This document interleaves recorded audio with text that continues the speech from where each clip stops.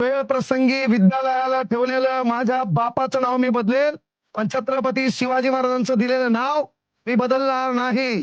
माझ्या दाढीत जेवढे केस आहेत तेवढे बहुजनांचे लेकर शिकून इथल्या व्यवस्थेच्या छाताडावर त्या नाचवल्याशिवाय मी शांत बसणार नाही.